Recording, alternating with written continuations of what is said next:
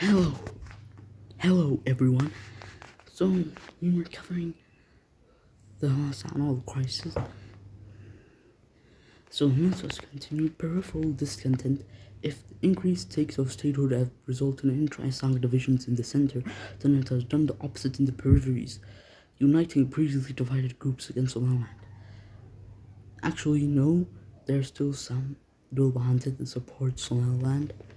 It seems that the sudden realizable prospect of recognition has infused a sense of urgency amongst those who viewed the project as a useful way of keeping the peace, but never seriously considered that it might become an independent nation. Which is wrong. Somaliland is not a way to keep the peace. It is an independent nation that should be recognized as such. The Lobahante are case in point. The idea of a country administration has been around for a long while, and the Lobahante effectively governed themselves for much of the 1990s and early 2000s. This was formalized with the establishment of Sol Sanaa and Ain SSC administration in 2009, following the short-lived Khartoum administration in 2015. In recent years, support for a counter-administration has waxed and waned. An agreement was reached with Somaliland in 2017, seemed to cement the integration of the region into Somaliland. Yet since the escalation of the crisis in Las Anod over the past 6 weeks, every Lobahante I have spoken to, not I, but the one who wrote this article, and just the support for SSC Khartoum is now uniform. This includes several individuals who were not previously supporters of Khartoum. There is a growing perception, not only within the east but also in the western regions, that the state is becoming more Isaac dominated, which is something I also do not like them, and which is something I do not like that much, is the reason that these regions are trying to rebel, and they should be listened to on that point. Awdal region, where Isa and Gadarbusi predominate, is represented by only 13 members of parliament compared to 56 in the Hargeisa region, and there are currently no MPs elected for the Warsangali subclan, who live mostly in eastern Sanag, members of whom recently joined the Dulbahante forces fighting in Las Anod. Much of the recent infrastructural development is also concentrated in the center. The Berbera corridor, for example, cuts a neat line of economic opportunity from Berbera through Hargeisa and into Ethiopia. Travel west from Berbera 120 kilometers down the coast to Lagaya and Zayla. The Berbera corridor is met with indifference or outright hostility, which it should, because Zayla was the first port built. It was built before Berbera. It was the first city to convert to Islam amongst some in East Africa, and had the oldest mosque in East Africa and maybe even the world.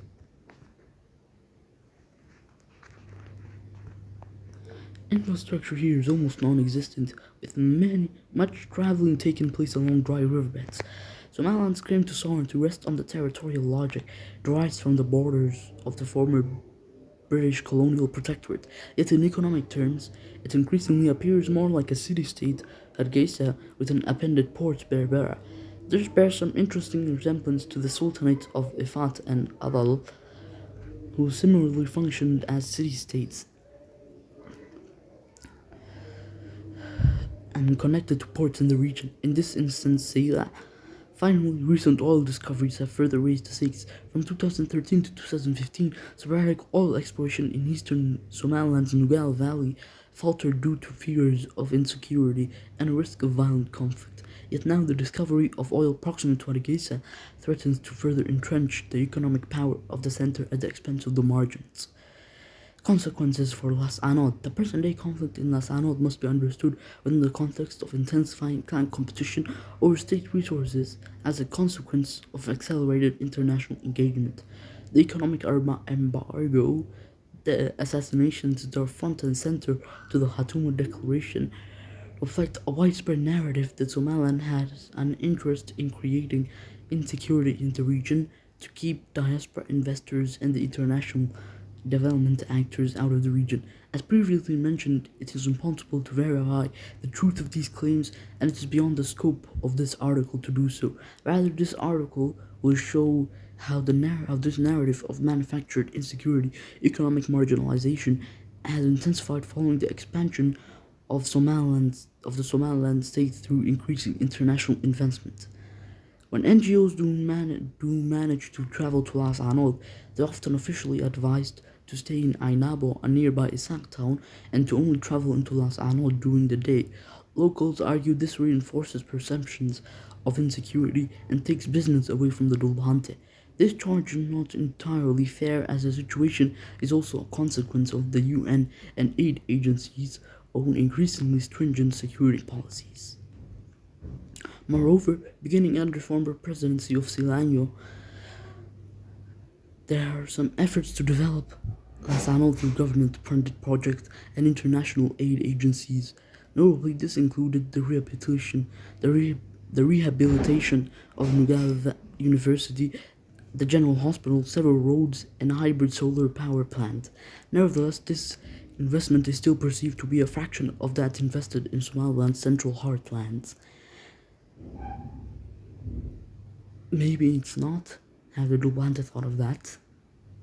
Moreover, the alleged economic embargo on the east beyond goes beyond development projects. For example, in 2022, 97 scholarships there were 97 scholarships available for Somaliland students to study abroad at the Ethiopian universities. Only one was awarded to a student of Seoul of the Seoul from the Seoul region. Something we should some we should maybe consider starting more schools in Seoul.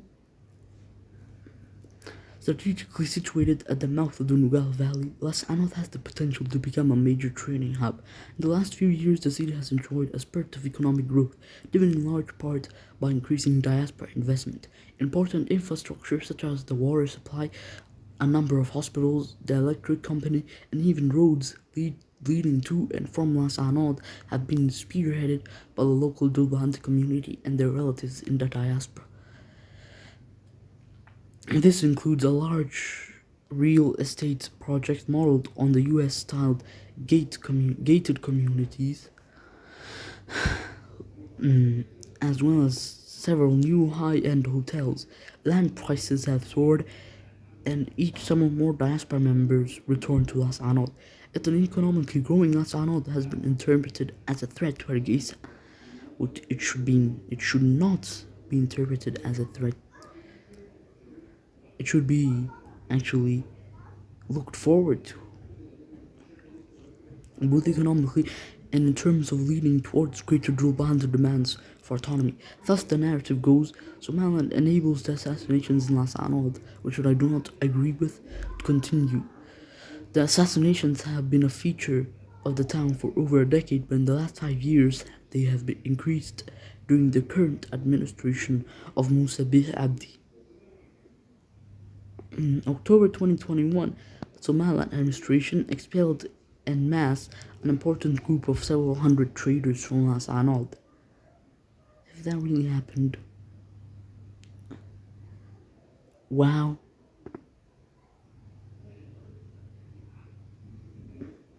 The traders were from a clan that mostly lives in southern Somalia called the Rahanwen, who have in the past been vilified as Al-Shabaab collaborators.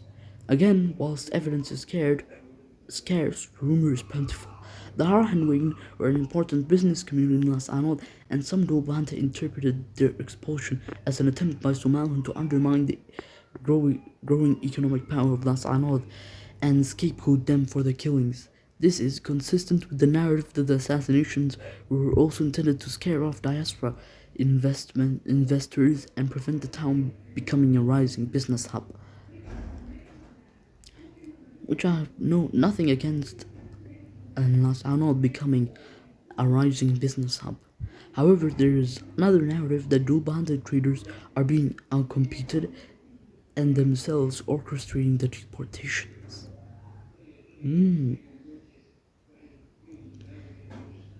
There is no proof here that says It was actually the Lubante who kicked out those other traders, but isn't that an interesting theory? Another example of how economic competition was intensifying in the run-up to the conflict in Las Anov concerns the lucrative khat business, something I am firmly against. Khat should not be allowed, or maybe, and people who use khat should be sent to rehab. In Las Anod, every morning you can watch the daily khat delivery flying in from Kenya, landing at an airport just outside the town. Until recently, the khat business was monopolized by prominent Dulbahante Jama Siyad businessman. Dulbahante businessman Mohammed Abdurrahman Aral Jabutawi. Yet in October 2022, Somaliland apparently revoked Jabutawi's license to import khat.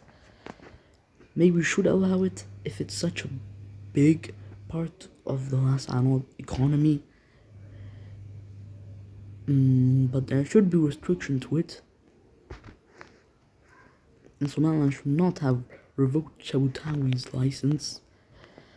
Reportedly awarding sole license to imported Kenyan khat to a company controlled by members of Somaliland's president's subclan. Some nepotism going on. I'm ashamed of our president right now. Jabutawi is an important figure in Las Anod. Whilst khat is his main business, he has also invested in other industries, including a prominent electricity company and a huge hotel. His business ventures are a direct source of employment for hundreds of families in Las Anod. It is significant, therefore, that Jabutawi was an important factor in the immediate escalation from the anti-government demonstrations into a wider conflict. The protests that began in 26 December remained largely spontaneous civilian protests until the evening of the 3rd of January, when Somaliland forces stopped and killed one of Jabutawi's bodyguards in the center of the town. In retaliation, forces loyal to Jabutawi took up arms against the Somaliland troops and pushed them out of the city. The current conflict continues to bear the hallmarks of this economic struggle. Notably, Somaliland forces have targeted the infrastructure that has not been built by Somaliland but by the Dulbahante diaspora. That's also something we Somalilanders have to be ashamed about. But by the Dulbahante diaspora. In 2021, I visited, not me, but the one who wrote this article, I have to say,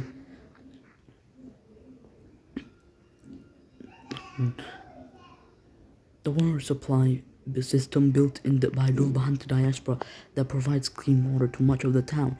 I also witnessed the Las Anod community fundraising 120,000 for an oxygen plant during the COVID-19 crisis. As the conflict escalated, Somaliland troops attacked the water system whilst shelling of the general hospital also destroyed the oxygen plant. Somaliland. What has my country been doing?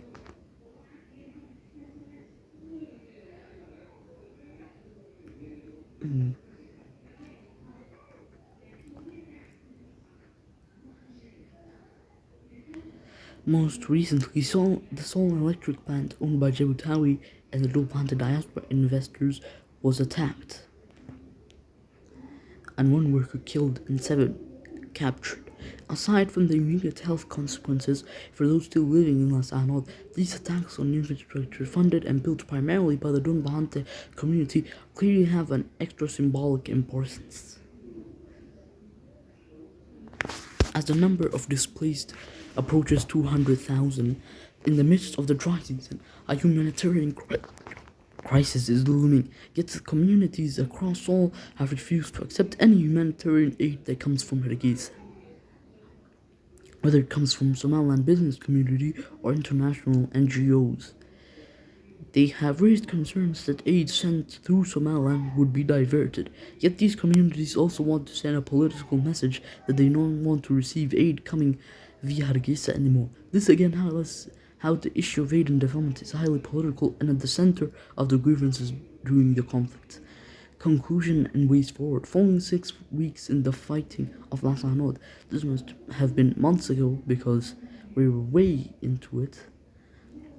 The narrative of peace and stability that Somaliland has carefully built over 3 decades is rapidly unraveling. To understand the recent violence in Somaliland, we need to look at the relationship between clan and state in the context of a recent influx of international investment and address the core interrelated grievances of insecurity and economic underdevelopment. Somaliland has functioned remarkably well if you understand it for what it is to most Somalis within its borders, a social pact amongst clans to keep the peace. However, once it became a serious exercise in state building, that is, through the construction of centralized administration and institutionalization of political and economic hierarchy, the more repressive aspects of the state inevitably came into view. This is an insight that is crucial not only for solving the crisis in Las Anod, but also for reflecting on the kind of political order and institutions currently being created across the Somali territories. Conflicts in Somali territories are often explained in terms of clan. This is unquestionably an important factor in Las Anod, but focusing solely on the clan ignores how the conflict is also an issue of rapidly expanding state structure and concomitant political instability. The central unresolved contradiction at the heart of the Somaliland project is that it is an attempt to create a multi-clan national identity in the midst of a social reality where the clan remains the dominant social structure for many people, which it should not. Muslims are brothers. Clan should not stand in the way of that. It is a part of a generalized pattern of resistance to an encroaching state apparatus increasingly aligned with a particular clan. Over the last decade, other counter-administrations have been announced, including Awdal Land State in Somaliland's western region of Awdal and Amakhir State in eastern Sanaag region.